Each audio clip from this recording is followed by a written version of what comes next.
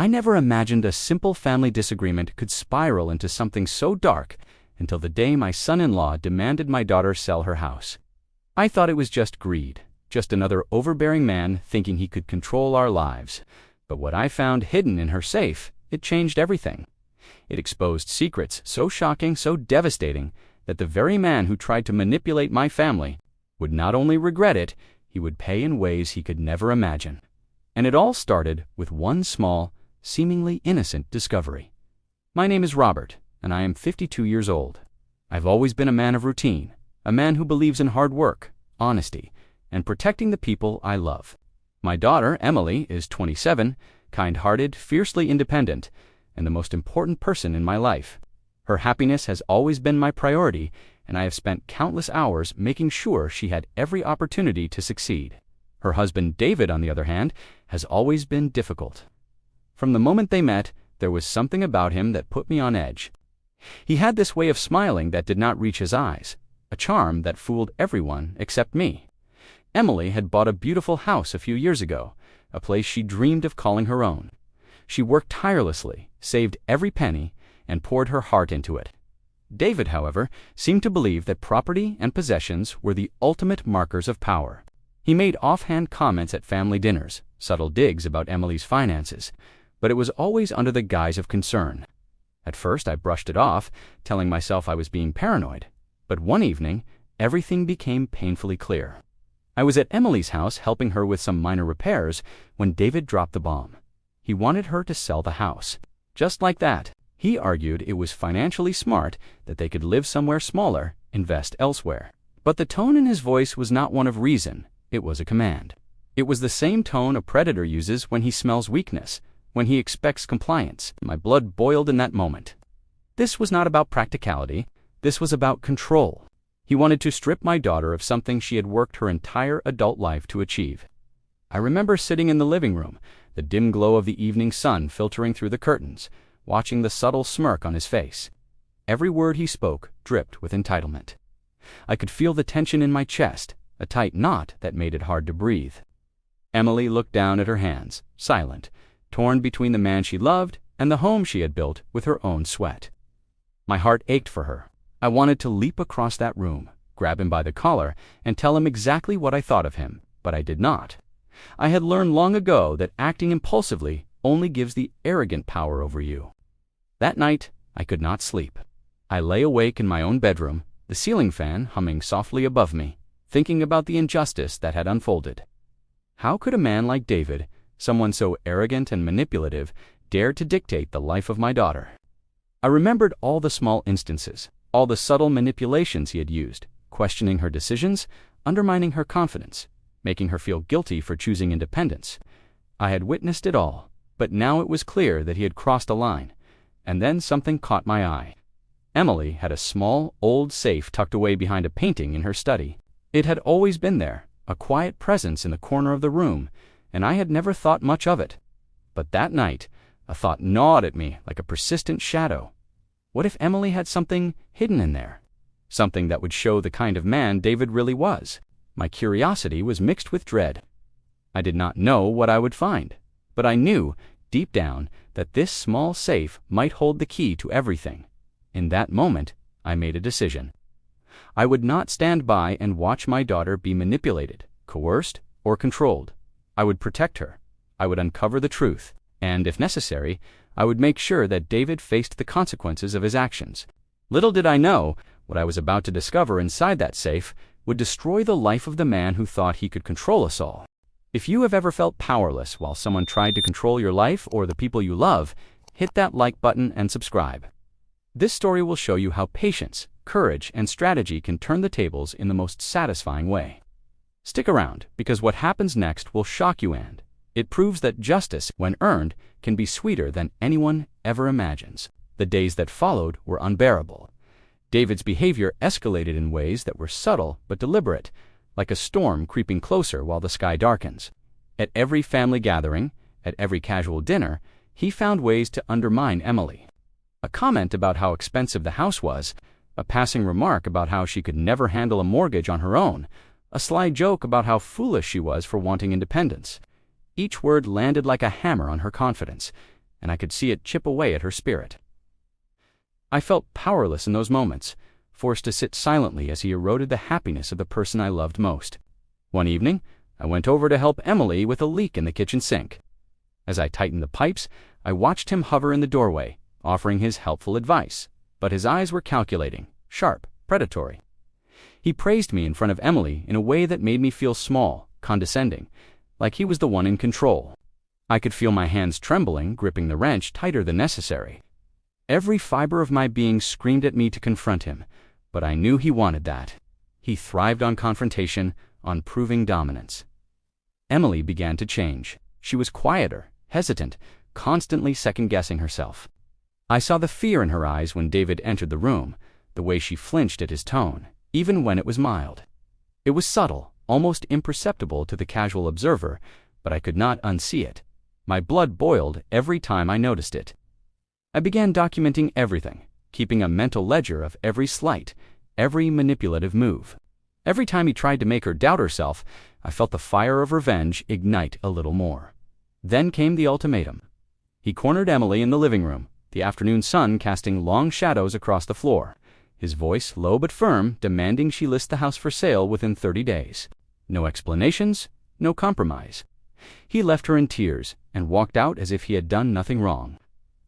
I could feel my stomach twist into knots. The injustice was unbearable. I could not let this go unchecked. Something had to happen. Something that would remind him that he could not manipulate my family with impunity. I began observing him closely, watching his routines, noting his habits. He left doors unlocked, trusted the wrong people, assumed he was smarter than everyone else in the room, and that was his fatal mistake. Every conversation I had with him, every small interaction, was a chance to study the man who had dared to threaten my daughter's future. There was arrogance in his movements, a careless confidence that told me he believed no one could touch him. He had no idea what was coming. Then, a small clue appeared. Emily mentioned, almost in passing, that she had hidden something important in her safe. A family heirloom, a reminder of her late mother. I had not seen the safe open in years, and I realized that whatever was inside could hold the key to understanding the full scope of David's greed and intentions. My pulse quickened. I could feel the anticipation curling in my stomach like a coiled spring. What if there was something that would not only protect Emily, but expose David for the man he truly was? The tension built to an almost unbearable point. I felt the weight of responsibility pressing down on me. One misstep, and I could ruin everything, or worse, alert David to my intentions. But I could not ignore this. I had to act. Every subtle manipulation he had used, every insult, every attempt to control, had led to this moment. The storm was coming, and soon he would have no idea what hit him. I stayed awake that night, listening to the house breathe in the dark. Every creak of the floorboards, every whisper of wind against the windows seemed amplified. I was on the edge of something monumental, and deep down, I knew that what I was about to uncover would not just be the proof I needed, it would be the beginning of his undoing. I remember the night I finally reached my breaking point. The house was quiet, the kind of silence that presses against your ears, heavy and suffocating. Emily had gone to bed early, exhausted from another day of subtle torment at the hands of David. I sat in the living room, staring at that small safe tucked behind the painting, its dark metal surface almost gleaming in the dim lamplight. I had resisted the urge for weeks, telling myself to wait, to observe, to be patient, but patience had run out. The time for action had arrived. My hands hovered over the dial, cold and trembling, my mind racing. I imagined the contents inside, hidden all these years. A family heirloom, Emily had said. Something precious, something personal. But deep down, I hoped it was more. I hoped it contained proof of everything the greed, the manipulation, the entitlement that David had worn like a crown. My pulse hammered in my chest, each beat echoing like a drum. Every second I waited felt like a lifetime. Finally, I turned the dial and lifted the small handle. The lock clicked open, a sharp, satisfying sound that made me flinch. Inside, neatly stacked and carefully hidden, were documents, photographs, and letters. I pulled them out one by one, my heart pounding as I realized what I had stumbled upon. David had been hiding loans, credit statements, and even forged documents that tried to make it appear as though Emily owed him money. He had been systematically trying to trap her, to manipulate her finances, to take control of her property. I sank into the chair, staring at the evidence, feeling a surge of emotions so strong they threatened to overwhelm me. Anger, disgust, betrayal, but also a flicker of grim satisfaction. I had always known he was calculating, but I had never imagined the depth of his deceit. My hands tightened around the papers, knuckles whitening, and I knew in that instant that this man had underestimated me. He had underestimated my love for my daughter. He had underestimated the lengths I would go to protect her. I spent hours that night examining every document, piecing together the story he had tried to hide. There were receipts from hidden accounts, threats disguised as friendly advice, and letters meant to intimidate Emily into compliance. Each piece was a damning revelation, a proof of his manipulation and greed. I felt a cold, sharp clarity settle over me. Revenge was no longer a thought, it was a necessity, not just for Emily, but for the principle of justice itself. As I reviewed the papers, I began to formulate my plan. It had to be precise, methodical, and undeniable. David thrived on arrogance, and arrogance can be a weakness. He believed he was untouchable, that no one could see through his schemes. That belief would be his downfall. I started imagining scenarios, visualizing the steps, thinking about timing, the environment, how to expose him in a way that would leave no doubt, that would protect Emily, and that would humiliate him publicly, without a shred of ambiguity. I felt a strange exhilaration, a fire that mixed with the lingering rage in my chest. The man who had tried to destroy Emily's independence was about to learn a lesson he would never forget. Every lie he had told, every manipulation he had used, every smug smile he had worn in my presence had led to this moment. I knew that the success of my plan depended not on brute force, but on patience, cunning, and the careful orchestration of truth. I stayed awake that night, surrounded by the evidence, plotting each move in my mind with meticulous detail. The anticipation was almost unbearable. I could feel my heartbeat in my throat, the adrenaline making my hands shake with excitement and fury. And then I smiled, the first genuine smile in weeks. The storm was coming, and David would not see it until it was too late. For the first time in months, I felt in control. And in that moment, I knew that the balance of power had shifted. The scales were tilting, and soon he would pay the price for every ounce of misery he had inflicted on my daughter and our family. I moved like a ghost for the next few days. Every step I took was quiet, every decision calculated. I copied every document from the safe, scanned them, stored them on encrypted drives, and placed the originals back exactly where I found them. Nothing could look disturbed, nothing could raise suspicion. David believed he was smarter than everyone in that house, and I intended to let him keep believing that for as long as possible. I began with subtlety. I watched his habits, the way he checked his phone every few minutes, the way his posture stiffened whenever finances were mentioned, the way his voice sharpened when Emily spoke about independence. He was not just controlling, he was desperate. Desperation makes people careless. That was my opening. I invited him to lunch under the guise of reconciliation. I told him I wanted to clear the air. He agreed immediately, which told me everything I needed to know. He believed I was weak.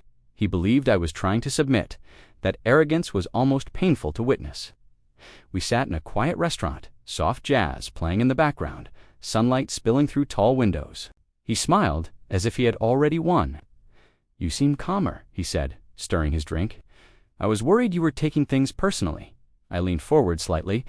"I have been thinking. Maybe you are right. Maybe selling the house is the logical choice." His eyes lit up just for a second. But I saw it. Hunger. Victory. "That is good to hear," he replied. "I only want what is best for Emily." The lie was smooth, too smooth. I nodded slowly. "I want to understand your financial plan better. Maybe you can show me the paperwork sometime, just so I feel comfortable." He hesitated, barely. Then he smiled again. "Of course, transparency is important." That was the moment I knew he was walking straight into the trap. Over the next week, I planted seeds. I spoke to a family lawyer under the pretense of estate planning. I contacted a financial advisor and shared the documents anonymously. I built a quiet network of professionals who would be ready to validate what I had found when the time came. Every step tightened the noose, and David had no idea it was around his neck. Then I prepared the stage. I invited the family over for dinner. Emily, her aunt, her cousin, and David, a simple gathering, comfortable, familiar, the kind of environment where people let their guard down. The air smelled of roasted herbs and warm bread. Laughter filled the room. David looked relaxed, confident, untouchable. After dinner, I cleared my throat. "There is something important I need to discuss," I said. The room grew quiet. David leaned back in his chair. "Sounds serious?" "It is," I replied. My voice was steady, calm, controlled. "It concerns Emily's house and her finances."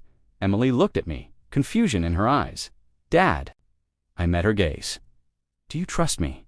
Her voice was soft. "Always." That was all I needed. I turned to David. "You have been pushing for the house to be sold. You have claimed it is for financial stability, so I did some research." His jaw tightened slightly, just slightly.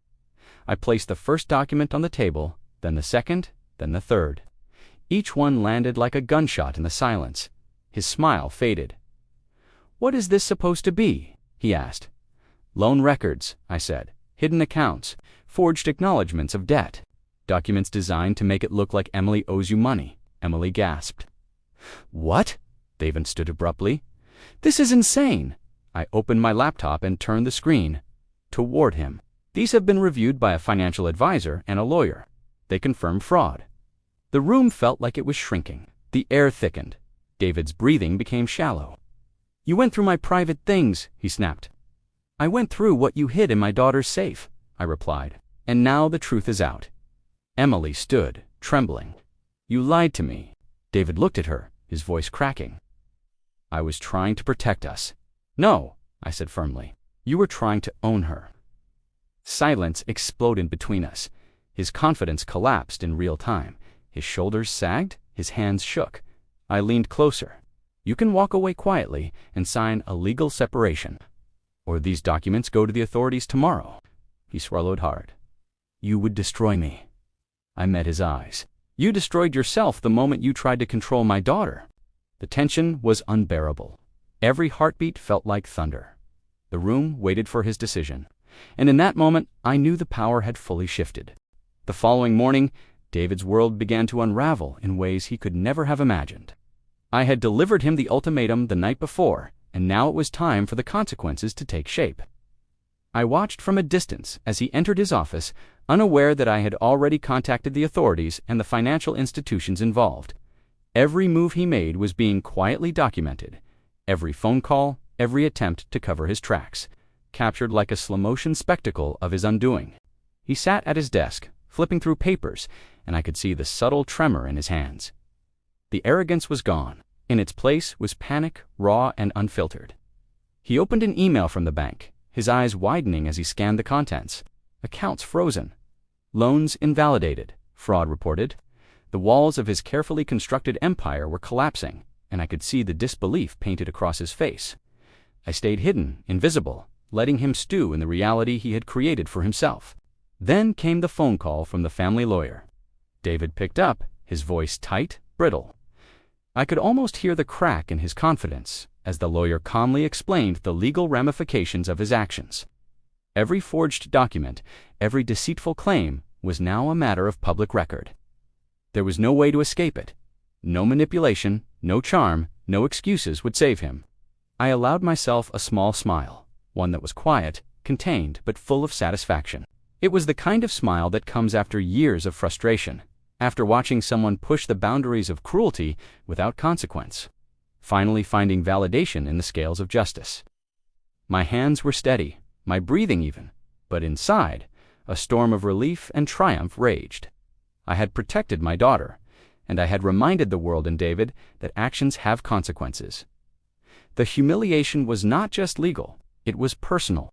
When he returned home that evening, expecting the usual silence and control, he found Emily and me calmly preparing dinner, as if nothing had happened. His eyes darted around the room, searching for leverage, for a way to regain dominance.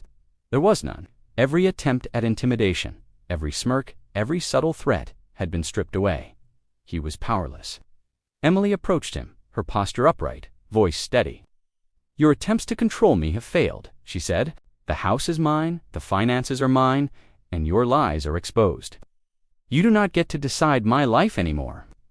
David opened his mouth, but no words came. His confidence had been replaced by shame, the kind that creeps up the spine and settles deep in the chest.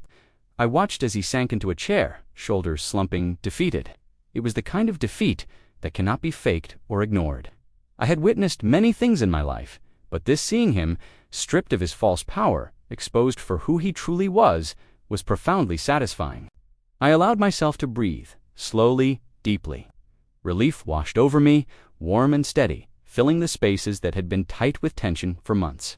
The validation I felt was more than just a personal victory. It was a reaffirmation of justice. I had been patient, precise, and meticulous. I had waited, observed, and planned, and now the payoff was undeniable. David avoided my gaze. No trace of his previous arrogance left. Every glance, every movement, spoke of a man who had finally learned the consequences of underestimating the people around him. I knew there would be no reconciliation, no forgiveness, no return to the old ways. That was the point. Sometimes justice is not gentle. Sometimes it is exacting, deliberate, and transformative. As I stood beside Emily, watching him struggle to comprehend the collapse of his schemes, a sense of calm pride settled over me. I had protected my family. I had restored balance. And for the first time in months, the house felt like the home. It was always meant to be safe, warm, and free from manipulation. The storm had passed. David had been humiliated, exposed, and powerless. And in that silence, filled with the faint hum of the refrigerator and the soft ticking of the wall clock, I allowed myself to feel something I had not felt in a long time: peace. Weeks have passed since the storm that David brought into our lives. The house feels lighter now, as if every shadow of tension, manipulation, and fear has been washed away by a tide of truth.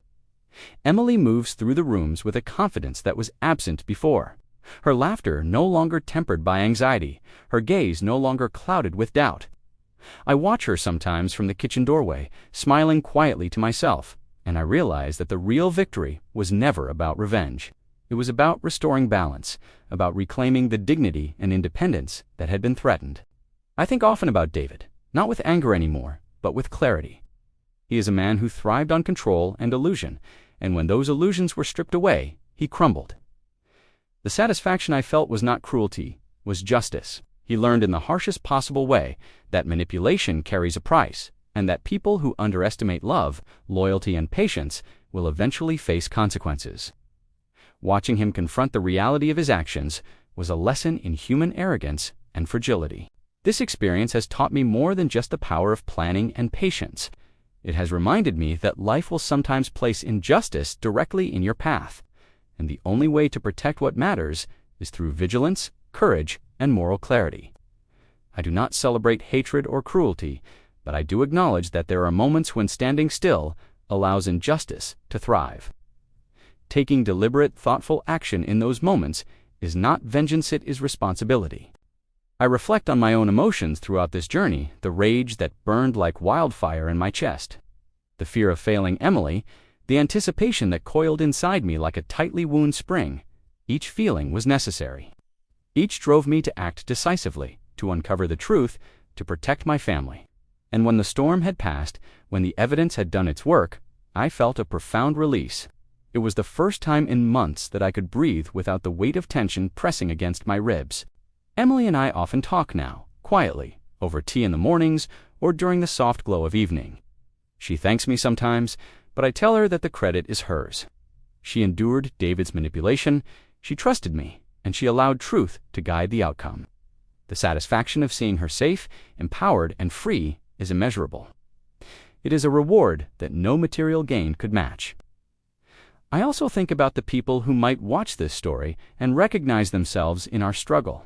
Perhaps someone is facing manipulation, deceit, or control in their own lives.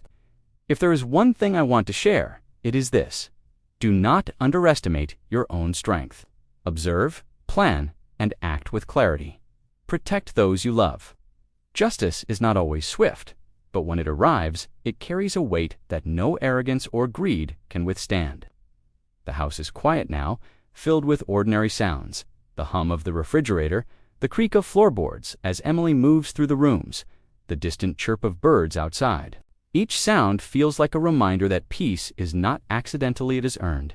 And in this earned peace, I find the deepest satisfaction, a reminder that sometimes the most profound revenge is the restoration of life, dignity, and trust.